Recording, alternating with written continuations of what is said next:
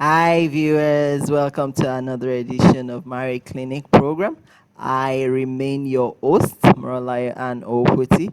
Thank you so much for joining us again today. So, I know that somehow on our Facebook platform, we've been talking about all the different issues that people face in their marriages or in their relationship. And when we talk about these things, at times they do look like, oh, it in theory they are abstract, they are not really happening, but I thought that it has become imperative or important for us to bring you life cases so that you can see that these things are truly happening, that these things are real, and they are happening in our society out there. Now, the fact that it's not happening to you does not mean it's not happening to some other people out there. So this is a lesson for us to learn from. The video is a very short one. Please stay tuned. I want you to watch the video and pick the lessons that you think you can learn from it. Try to draw a lot of lessons from it, because the woman spoke about the things that is making our marriage crumble. And this is also a lesson for you young people who are in a hurry to get married, but you don't know the person you want to marry very well. You just rush into the marriage. Please do listen to her. I'll see you at the end of the video. Thank you. I've been married for 11 years now. Okay. And my marriage is blessed with kids, marvelous. Since I got married to my husband, it has been hell for me. Initially, before the marriage, uh, he promised me so many things, and I didn't know that I was going into a problematic marriage. And since I married him, he beats me, he disgraces me. I thought it was because I didn't have a child on time, because I stayed up to 5, 6 years before giving birth. But I found out that even as I was pregnant of my daughter, he was still beating me. So all this while he has been threatening me that he wants to marry another woman, which I said it was okay by me. Like after all, we live in a 3 bedroom flat, he can stay and I can stay. But when I found out that the marriage is getting hotter and it was all about beating, when you come to our house today, all the dining table chairs, they break on me. Everything around, he sees them. No door in our house that has a key, because when he start pursuing to beat me, I run into a room, he will break the door. And it has been hell for me. So since last year, even to take care of my daughter, he has not been taking care of us.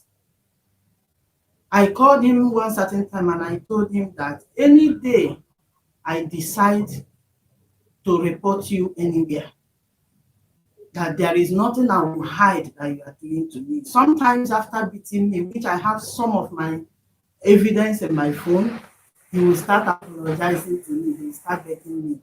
And God knows that since I married him, I have never in any way reported him to my brothers. He is the one that always called them to tell them, come and remove this stupid woman from here, return my bride price. But all this while, I still believe that things will get better.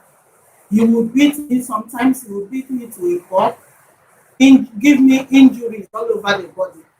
He will be telling me to lie to people that maybe I fell on the bathtub. It has been like that.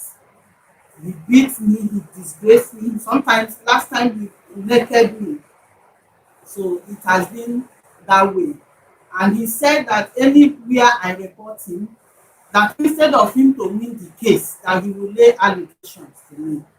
All this while, before he pays my daughter's school fees, we must fight before paying the school fees. This Before this lockdown, my daughter was not attending any school. They called him and told him, marvelous, if your parents are not ready to train you, stay at home. Every time he will be carrying the school fees of the girl, just a child, over. That's how he has been beating me throughout all this lockdown. He doesn't stay at home. He's a pastor, a bishop, so to say. But every day he will go out. On a Saturday morning, he will come back Sunday morning. Last time he went, after sleeping outside, he was telling people that he was going to do program. But the day he called police for me and my daughter, when we get there, he said he was afraid that he was putting up with a girl. And since that time, it has been from one woman to another. He keep threatening me that he's bringing in. So even to the extent I have reported him to the people, the uncle at Ghana. The uncle came to wanted to make peace. We are discussing. He said he will send money to the uncle to come and make peace. At the end of the day, they never came. Within a twinkle of an eye, I don't know what happened. The the uncle did not come again. So it has been like that. Every day he will beat me and ask my brother to return his bride price. On the 17th of May, he drove me and my daughter away. And since then, we have been outside. We went to my, after beating us, we now went outside. We broke all the pictures, all our wedding picture. I have been married to him legally, even I did my court wedding with him. So he broke our pictures. And that day, he said he was going to kill us. We ran inside the room and used our upholstery in the room and blocked the door. At the end of the day, when he was going to throw those pictures away, we now had our way outside. We run. My daughter was shouting, "Mommy, please, let's run. I don't want to stay in this house again. Let's run." We now ran. And since then, when we came back around that time, 6:30 to 7, I was somewhere. My brother called me that he went and reported us to the police. I said, "Okay, let's go." When we went, what was the accusation was that I wanted to poison him. And this is a man that have not been bringing food, money for food since June. He ate my food last June last year. I now told my brother that let's go to the police station. Since he said I want to poison him, let me know which way, because this is a man that we have not been eating together. So when we now went, at the end of the day, it was as if we bribed the police.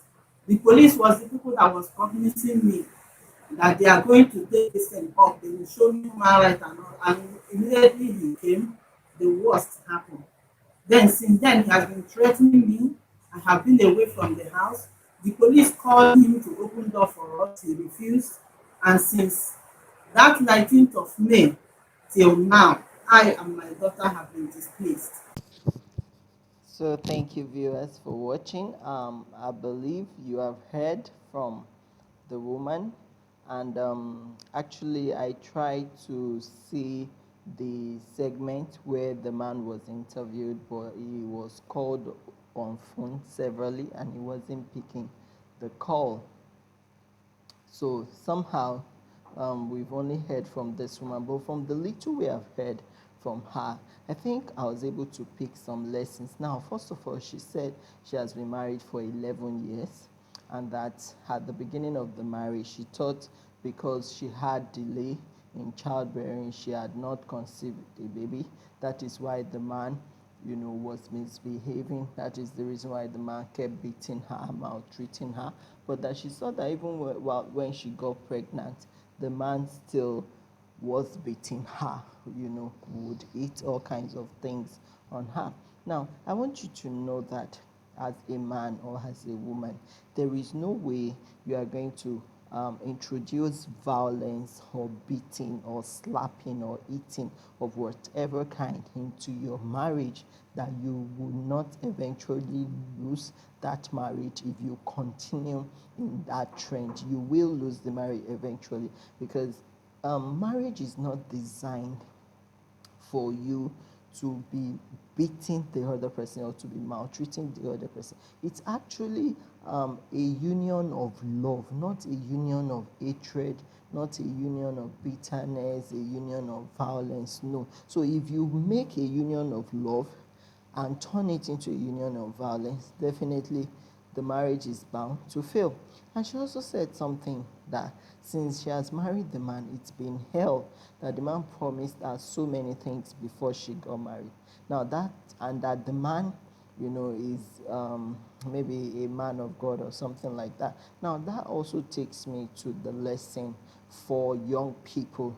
You want to get married, you are so much, you are taken away by the euphoria of, oh, he's a man of God, oh, he's a pastor, a bishop, oh, he's this, he's that, oh, he has a nice car, but you've not taken time to know the real man, the real woman that you want to tag along with in a marriage. You've not really found out what kind of a person is this person, beyond the titles, beyond the facade, beyond the cars, the things that they are promising you, that you feel, oh, you can get when you get married. Have you checked the content of their character? Because that is what will sustain the marriage. Now look at that kind of a man with all his titles. He ended up messing up big time in that marriage, beating his wife. She even said that for him to pay school fees for just one child is a problem, that they will have to fight severally before he pays school fees. She said something like the last time the man ate in the house was like since last year June. It doesn't hit in the house. And she also mentioned the fact that the man has been promiscuous, carrying different ladies, even telling her that he wants to marry another wife and wants to bring the person to the house. If you watch the full video, she even mentioned how ladies will come to the house bringing soup, bowls of soup for him, in the house for him to eat. Meanwhile, his wife, is there in the house, and all these things are happening. Now, the lessons there is that you don't give in to a marital consent just by judging based on who the man is, maybe his title in society, or what her title is, based on what she drives, what he drives, like, okay, what they own and all of that. You need to be sure you know them. Then she mentioned that the man wanted a bride price to be returned, which also takes us to this issue of bride price. Now, what do people think a bride price is? Is it an amount of money paid to purchase a slave, or what? So we need to really reconsider this idea of bride price. Return my bride price, I paid your bride price. So what? And as a result of that, you feel that gives you the right to maltreat, a woman, or to maltreat a man? No, that is not right. So if you cannot treat him or her right, then don't expect the marriage to last. And she said quite a number of things. She also said the man was so violent that he was threatening to kill them. And she didn't have enough sense to leave the marriage. She was still there trying to endure until her own daughter told her that, Mommy, let us run for our life. Let us run before this man carries out his threat. So that also tells us that you don't become too docile. I mean, you don't become so dogmatic that a marriage is killing your soul, is breaking your spirit, and wants to destroy your body. It's obvious that if you don't quit, you are going to be dying very soon, and you're still staying there, you're still trying to endure, you're still trying to say, oh, it may work, it may work. Now, when you are saying that this is a death warrant, I think it is wise for you to leave at that point and take a break, from that marriage, than for you to die. Thank God that our daughter spoke out and said, Mommy, let us leave. And she talked about how the man, disgraces her, embarrasses her. See, you cannot go about disgracing and embarrassing the one you married, and you think, all will be well with the marriage, or the marriage will turn out well. No, no, no, that's not going to happen. So you can't keep doing all the negative things, releasing all the negative energies on your spouse into your marriage, and expect that you're going to experience bliss or heaven on earth. That is not going to happen. So I hope we have been able to pick a few lessons from this video. Let's try to share it with others so that they can learn from it, and let's also try to desist from doing this same thing that this man was said to have done, that has, torn this marriage apart. And we as wives, let's also try, not to be too docile. Be alert, be at alert, be attentive. I mean, don't give room for excesses. Don't give room for a situation whereby you'll be at the receiving end. I pray that all will be well with our homes, with our marriages, but please, let's try not to do the things that will make our marriages fall apart. I'd like to stop here for now. Thank you so much for watching. Promise to bring you more interesting videos over time. I remain your host, Moralai, and I hope to till we meet again. And say bye bye.